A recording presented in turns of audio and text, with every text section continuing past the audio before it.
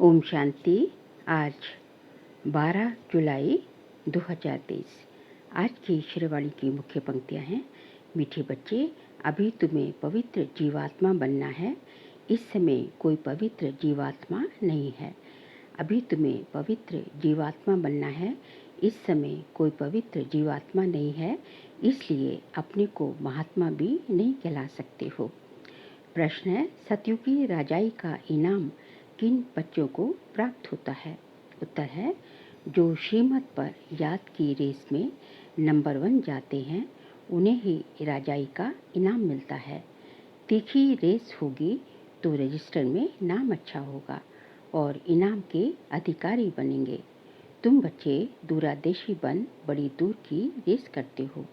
1 second में निशान तक, परमधाम तक पहुँच वापस लौटकर आते हो। तुम्हारी बुद्धि में है, पहले हम मुक्ति में जाएंगे, फिर जीवन मुक्ति में आएंगे। तुम्हारी जैसी रेस और कोई कर नहीं सकता। गीत है, आखिर वह दिन आया आज। ओम शांति। ये कौन जानते हैं कि आखिर वह दिन आया आज?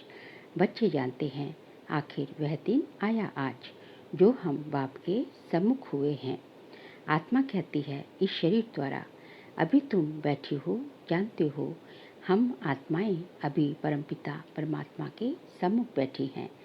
बरोबर 5000 वर्ष पहले भी हम आत्माएं यानी जीव की आत्माएं परमात्मा से सम्मुख मिली थी। आत्मा कहती है, मेरा ये शरीर है। शरीर नहीं कहेगा मेरी ये आत्मा है। हम आत्माओं का बाप आखिर आ जाया है। आना भी जरूर है। भक्ति के बाद ज्ञान देने लिए, ज्ञान से सद्गति करने के लिए आखिर आया है। ये सारी दुनिया नहीं जानती, सारी दुनिया के सम्मुख हो भी नहीं सकेंगे। तुम बच्चों को भी नंबरवार पुरुषार्थ अनुसार निश्चय है। पहले तो आत्मा निश्चय करते हैं, फिर निश्चय करते हैं हमारा बाप फिर से आया हुआ है। तुम समझते होंगे ऐसे सब निश्चय करते हैं, परंतु ऐसे भी नहीं है। ये ऐसा विचित्र है जो घड़ी घड़ी भूल जाता है।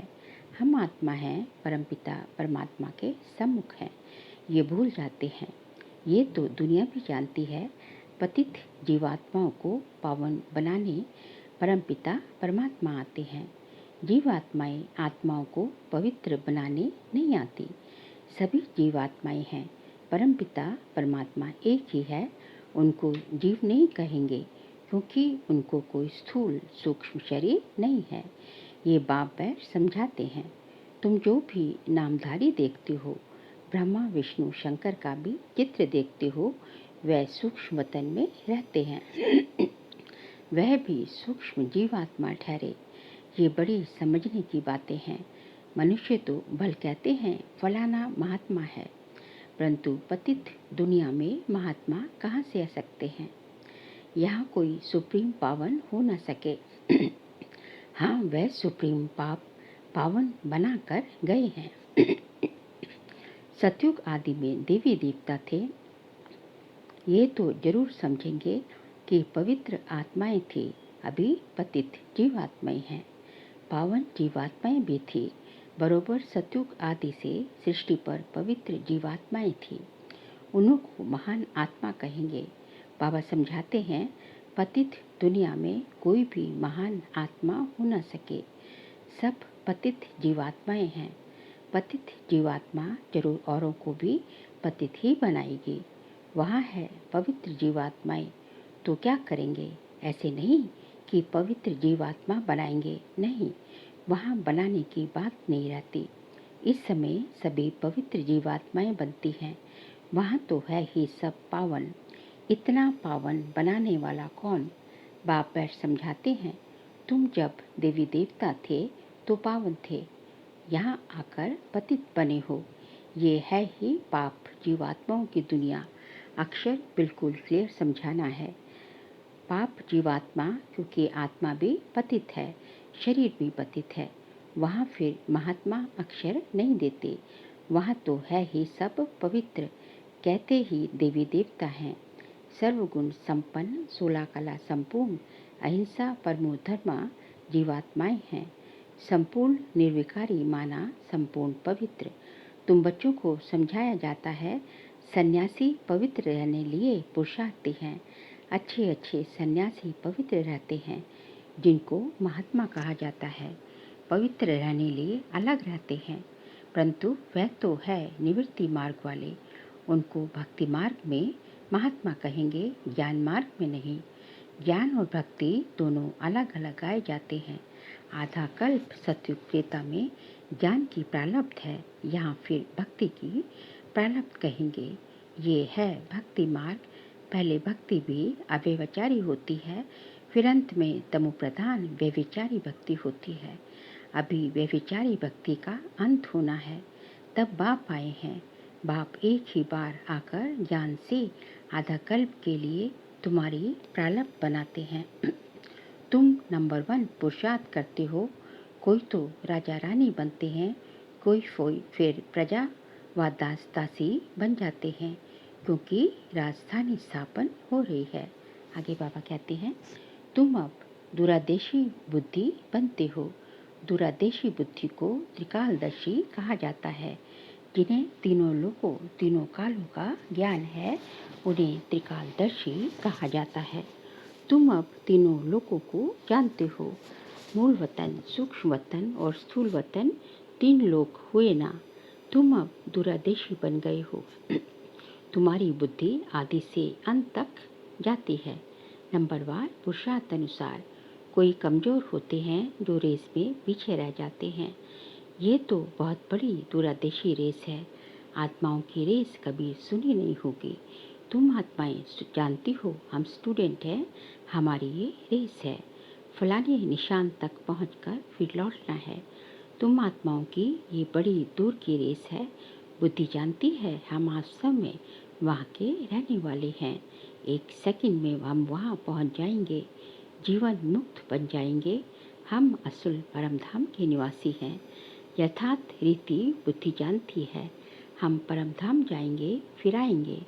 जैसे रेस में निशान तक पहुंचकर फिर लौटते हैं, हम भी बाबा के पास जाएंगे, फिर वापस आएंगे। अब आत्माएं रेस सीख रही हैं। तुम सबको कहते हो मन मना भव, बुद्धि का योग अपने बाप और परमधाम से रखो, जहाँ तुम अशरीरी रहते हो। ये सिर्फ तुम्हारी बुद्धि में ही यथार्थ रीति है। तीनों कालों तीनों लोकों की नॉलेज तुम्हारी बुद्धि में है। 84 जन्मों का ज्ञान और कोई में हो नहीं सकता। तुम जानते हो हमको इस छिछी दुनिया से, छिछी शरीर से मुक्त होकर जाना है। हम जा रहे हैं। बाप रोज ये रेस सिखलाते हैं।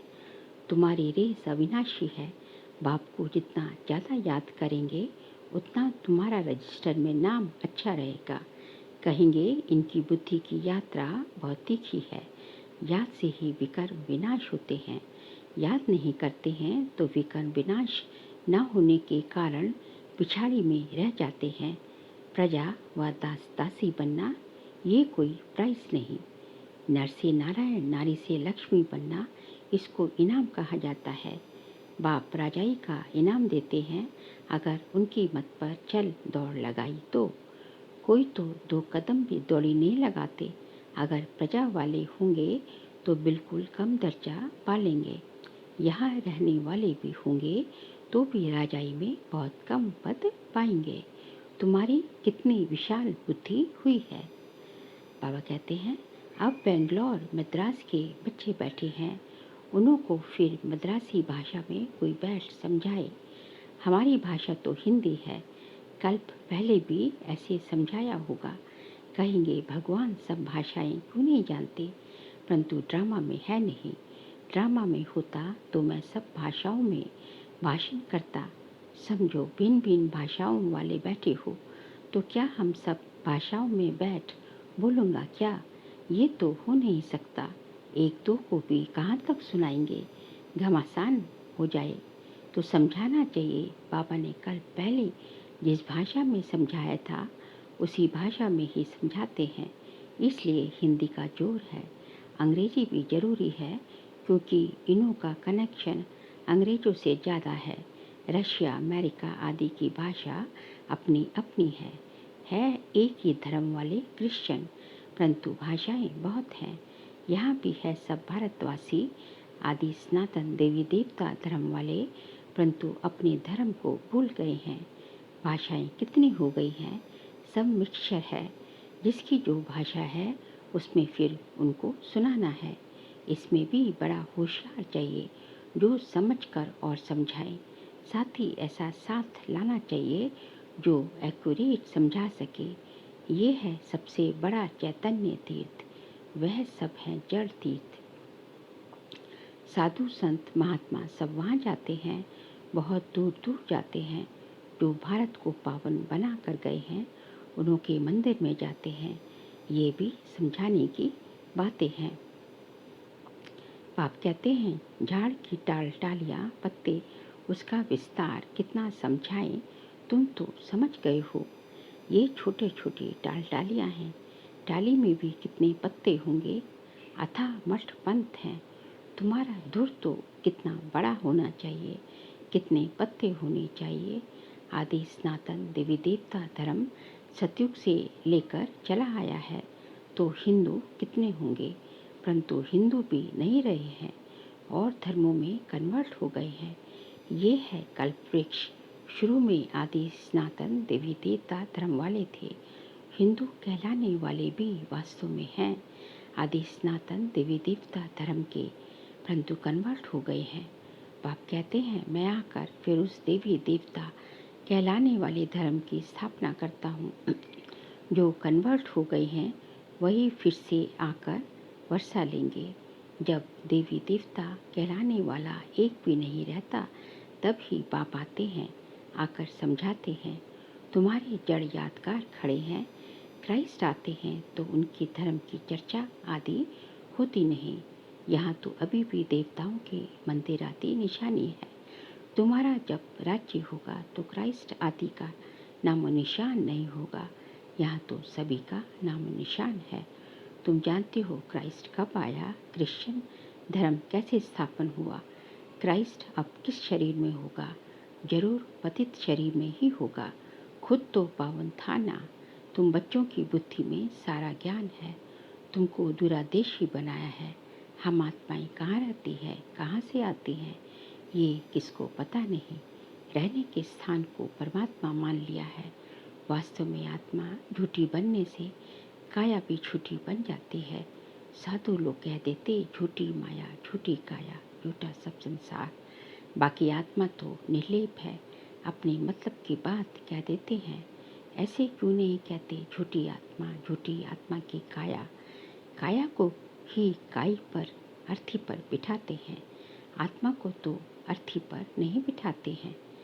काई पर काया को बिठाया जाता है। आत्मा ने तो एक काया को छोड़ दूसरी काया में जाकर प्रवेश किया। ये समझ की बात है। कोई भी साधु संत आदि को तुम समझा सकते हो। यहाँ पतित दुनिया में कोई भी महात्मा नहीं है। महान आत्माओं का पावन आत्मा कहा जाता है, तो शरीर भी पावन चाहिए। ये है ही आयरन एसिड। परंतु कन्या जब तक विकार में नहीं गई तो पूजी जाती है। पवित्रता के लिए ही पुकारते हैं, आकर के हमको पावन पवित्र बनाओ। जबकि पुकारते रहते हैं तो तुम उनको महान आत्मा कैसे मान सकते हो। महात्मा तो कोई है नहीं, ये है विचित्र परमपिता परमात्मा। तुम जानते हो हम जो पावन जीवात्माएं देवी देवता थे अभी पतित बनी हुई हैं, धर्म भ्रष्ट है। क्रिश्चियन लोग अपने धर्म को जानते हैं, झट कहेंगे हम क्रिश्चियन हैं। तुम ऊंचते ऊंच धर्म वाले अपने धर्म को भूल गए हो। भूल जाने से धर्म भ्रष्ट कर्म भ्रष्ट बन पड़े हो। तुम श्रेष्ठाचारी थे, अब रावण ने भ्रष्टाचारी कर दिया है। ये अर्थ भी तुम समझ सकते हो। तुम बच्चे अभी अपनी भविष्य ऊंच तकदीर बनाने के लिए धारणा कर रहे हो। श्रीमत का उल्लंघन करने से तकदीर को लकीर लग जाती है। ये भी भूल जाते हैं कि श्रीमत देने वाला बाप है, तो आखिर वह दिन आया आज। ये तुम जानते हो। सभी एक्यूरेट नहीं जानते, अंत में जानेंगे जब पूरे समझ जाएंगे। अभी तो घड़ी घड़ी भूल जाते हैं। मुश्किल कोई सच बतलाते हैं, झूठ बोलने में देरी नहीं करते। माया अच्छे अच्छे रुस्तम बच्चों को थप्पड़ लगा देती है। बाप तो बस सब जानते हैं, बतलाते हैं। तुम भूल करते हो, बड़ी डिससर्विस करते हो। अच्छा, मीठे मीठे सिखलते बच्चों प्रति माता पिता बाप दादा का याद प्यार और गुड मॉर्निंग। रूहानी बाप के रूहानी बच्चों को नमस्ते। हम रूहानी बच्चों के रूहानी बाप दादा को नमस्ते नमस्ते नमस्ते। सार के लिए पॉइंट से दूरादेश बंद तीनों लोगों और तीनों कालों को जान बुद्धि से रेस करनी है। इस छिछी दुनिया छिछी शरीर से मुक्त होना है। झूठ बोलने की आदत को मिटाना है। श्रीमत का उल्लंघन कर डिससर्विस नहीं करनी है। आज का बाबा का वरदान है, लौकिक वृत्ति दृष्टि का परिवर्तन कर अलौकिकता का अनुभव करने वाले ज्ञानी तू आत्मा भव। लौकिक वृत्ति दृष्टि का परिवर्तन कर अलौकिकता का अनुभव करने वाले ज्ञानी तू आत्मा भव।